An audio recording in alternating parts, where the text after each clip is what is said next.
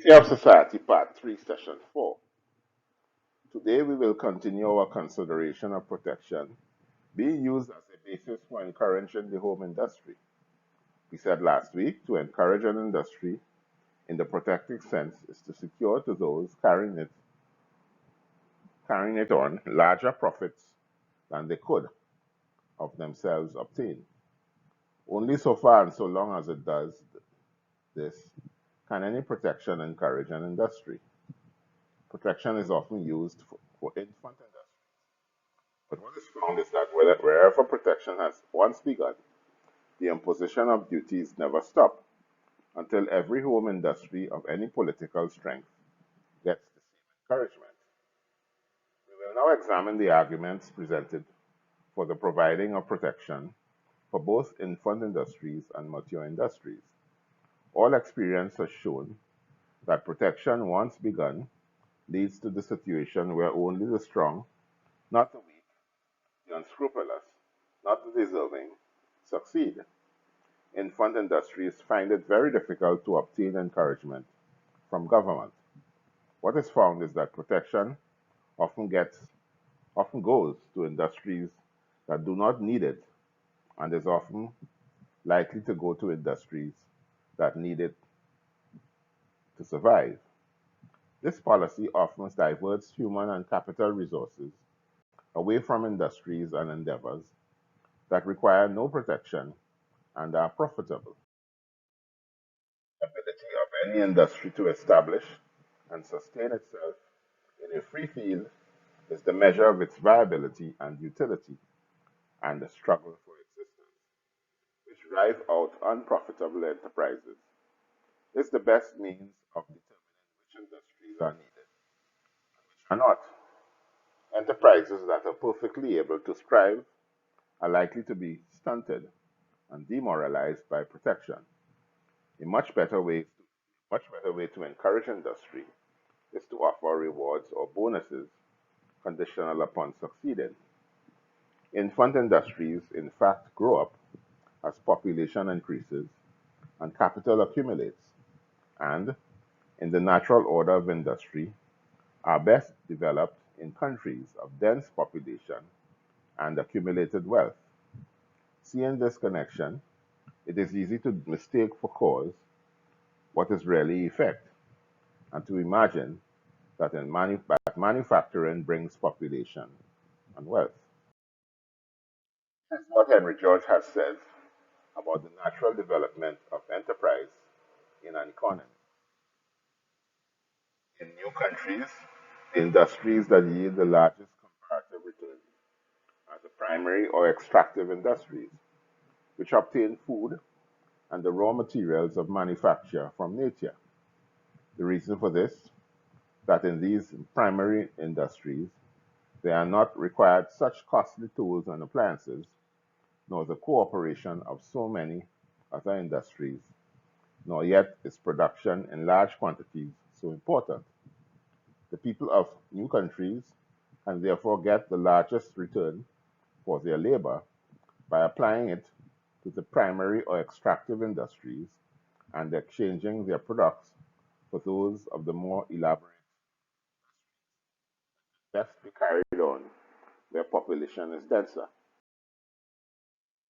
As population increases, the conditions under which the secondary or any more elaborate industries can be carried on gradually arise, and such industries will be established, those for which natural conditions are peculiarly favorable, and those whose products are in most general demand and will least bear transportation coming first. Thus, in a country having fine forests, manufacturers of wood will arise before manufacturers for which there is no special advantage. The making of bricks will precede the making of china. The manufacture of plowshares, that of cutlery, window glass will be made before telescope lenses, and the coarser grades of cloth before the finer. While we may describe in a general way the conditions which determine the natural order of industry, Yet so many are these conditions and so complex are their actions and reactions upon one another that no one can predict with any exactness what in any given community the natural order of development will be, or say when it becomes more profitable to manufacture a thing than to import it. Legislative interference, therefore, is sure to prove hurtful, and such questions should be left to the unfettered play of individual enterprise, which is to the community what the unconscious vital activities are to the man. If the time has come for the establishment of an industry for which proper natural conditions exist, restrictions upon importation in order to promote the establishment are needless. If the time has not come, such restrictions can only divert labor and capital from industry which in return is greater to others in which it must be less, and thus reduce the aggregate production of wealth.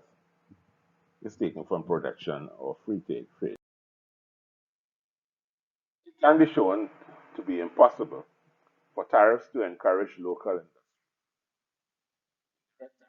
goods and have no effect on encouraging industry. Tariffs on imported goods can have a marginal effect on some industries, but the vast number of industries in a country, for example, building industry, printing of newspapers, etc., cannot be protected.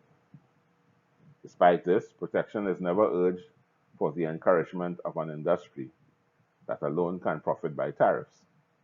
This would be tantamount to giving preferential treatment to one sector of the economy. What is argued is that tariffs encourage protected industries, and then the protected industries encourage unprotected industries. A reduction to absurdity is not possible under the protective system because only a small part of the industries of a country can thus be encouraged, while the cost of the encouragement is concealed in prices and is not realized by the masses. The tax gatherer does not demand from each citizen a contribution to the encouragement of the favored few. He sits down in a custom house and by taxing imports enables the favored producer to collect encouragement from his fellow citizens in higher prices, taken from protection or free trade. Have a short break now.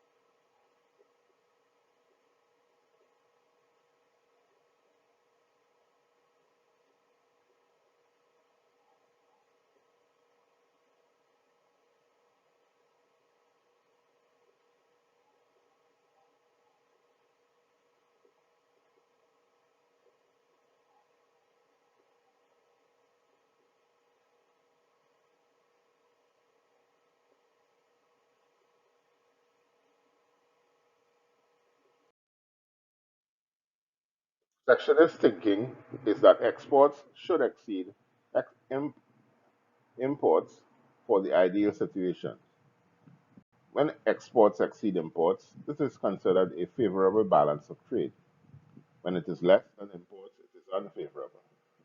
Protectionism welcomes every facility for sending things away and punishes for bringing them in. If this policy applied to pests and vermin, things which society wants as little as possible, this policy would be reasonable. But imports and exports are not things that are unnatural to us, things which result as a consequence of the return to labor expended. If imports are coming in cheaper than can be made locally, the local market will be the gainer. The more we have imports as compared to have to give for exports, the better the trade for us. And since these imports are obtained for free, but rely on our exports for payments, how could this be bad for the local market? The only way the local market can be ruined is if we get our imports for free. There would be no need for us to work to produce exports.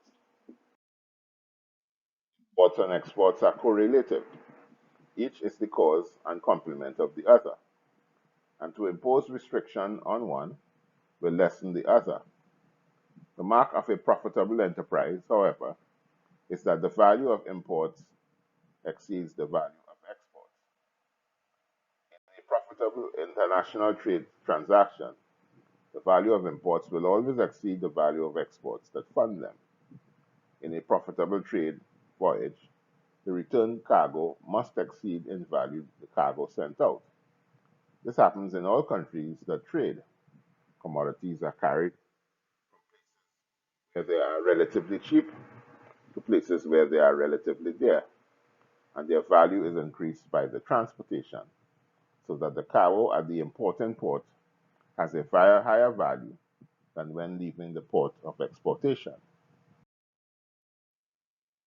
But the premise that trade is only profitable to a country when exports exceed imports would contend that the only way trade would be favorable is if commodities are carried from places where they are relatively dear to places where they are relatively cheap.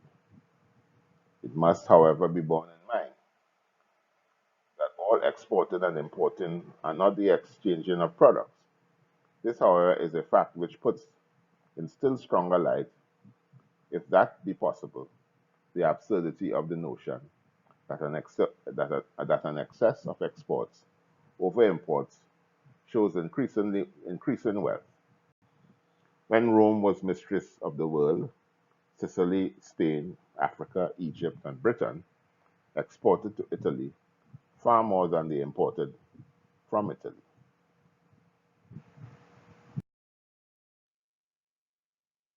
Far that this excess of their exports over their imports indicated their enrichment, it indicated their impoverishment.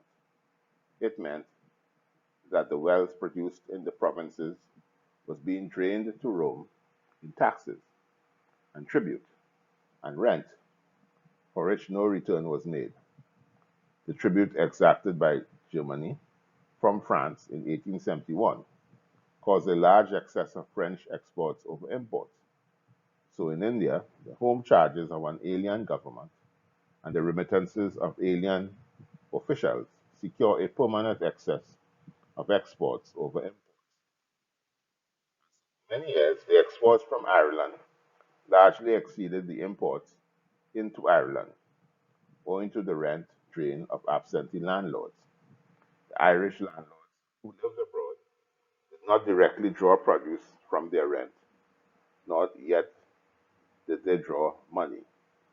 Irish cattle, hogs, sheep, butter, linen, and other productions were exported as if in the regular course of trade, but their proceeds, instead of coming back to Ireland as imports, were, through the medium of bank and mercantile exchanges, placed to the credit of absent landlords and used up by them, taken from protection and free trade. Incidentally, the same imbalance occurs between countryside and city in all countries.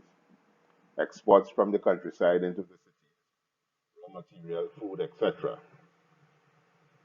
and there are no commensurate imports into the countryside, such as infrastructure and other amenities, so that the countryside becomes progressively impoverished.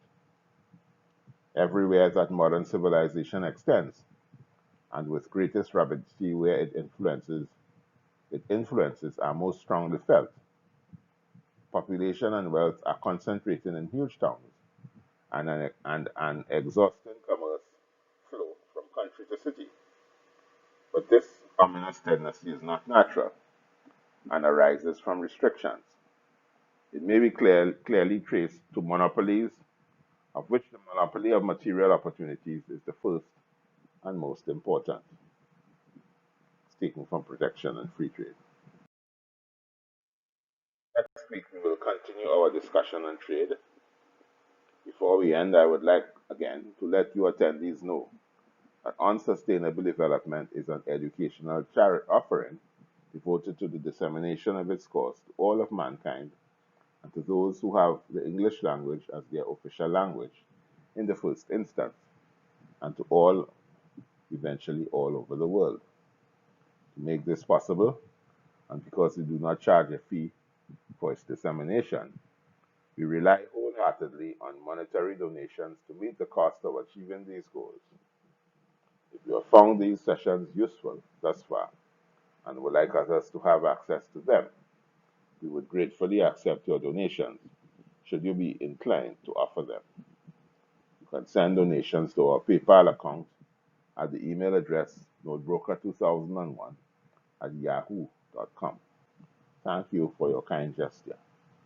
As indicated before, you can communicate with us by going to our Facebook page on Sustainable Development or our YouTube channel, Balancing the Economy. We will respond to all your comments or questions. You can also subscribe to our YouTube channel and press the alert button to get notices that our latest sessions are archived at our Facebook page. Please share with you. Please share with your family, friends, and acquaintances.